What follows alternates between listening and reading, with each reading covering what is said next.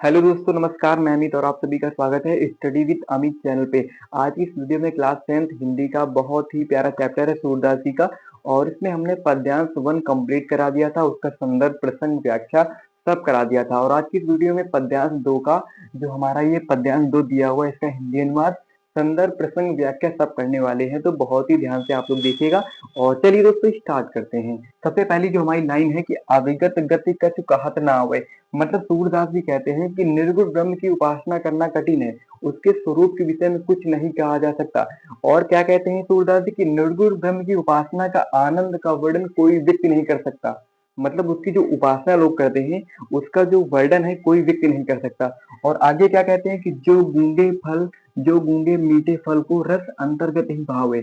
मतलब जो सूरदास जी कहते हैं कि जैसे गूंगा व्यक्ति होता है, मीठे फल का स्वाद वो अपने हृदय में ही अनुभव कर पाता है, उसका बाहरी या फिर मौखिक वर्णन नहीं कर पाता है। उसी प्रकार निर्गुण ब्रह्म है, और निर्गुण ब्रह्म का सिर्फ अंदर अपने हृदय में अनुभव कर सकते हो, उसका मौखिक रूप से वर्णन नहीं कर सकते हो।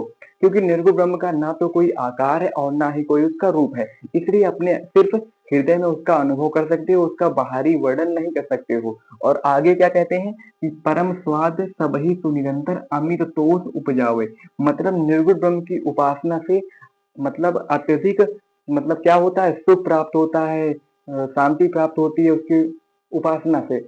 और उपासक को उससे असीम संतोष प्राप्त होता है उससे। मतलब जो निर्गुण ब्रह्म की उपासना करेगा, उससे उसको क्या होगा, असीम संतोष प्राप्त होगा। और आगे क्या कहते हैं कि मन वाणी को अगम अगोचर सो जाने जो पावे।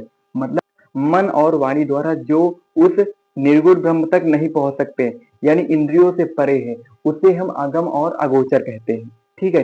इसके आगे क्या लाइन है कि रूप रेख गुण जाति जुगत बिनु निरालंब की धावे।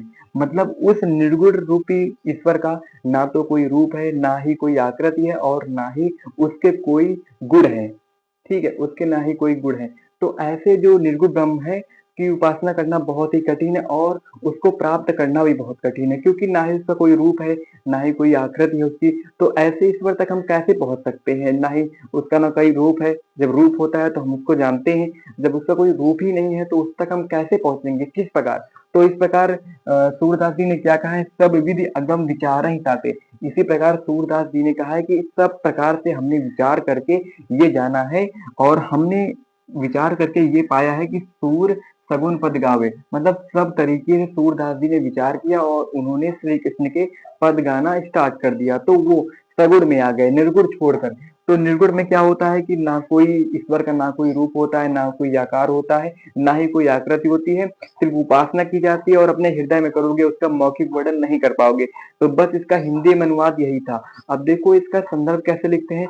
संदर्भ ऐसे लिखते हैं कि प्रस्तुत पद्यांश हमारी पाठ्य पुस्तक हिंदी के पद जो कि सूरदास जी द्वारा लिखा गया है, और इसके जो रचयिता सूरदास जी है। बस इसमें आपको इतना लिखना होता है, और इसमें और उसके बाद जो प्रसंग होता है उसमें लिख सकते हो कि प्रस्तुत पत्तियों में सूरदास जी भगवान किसकी, निर्गुण, मतलब कृष्ण जो पद है उसमें निर्गुण ब्रह्म की उपासना करते हुए कहते हैं कि निर्गुण ब्रह्म को प्राप्त करना बहुत ही कठिन है, और उसके बारे में वर्णन करते हैं। आप प्रसंग में इतना लिख सकते हो, और व्याख्या में आप स्टार्ट कर दो कि प्रस्तुत पद्यांश में सूरदास जी कहते हैं। और सूरदास जी क्या कहते हैं, जितना मैंने बताया पूरा, आप उतना पूरा उसमें नोट कर दीजिए। आप अपने हिसाब से भी लिख सकते हैं, ये कोई बात नहीं कि जैसे मैंने बोला वैसे ही लिखो, आप अपने तरीके से भी लिख सकते हो।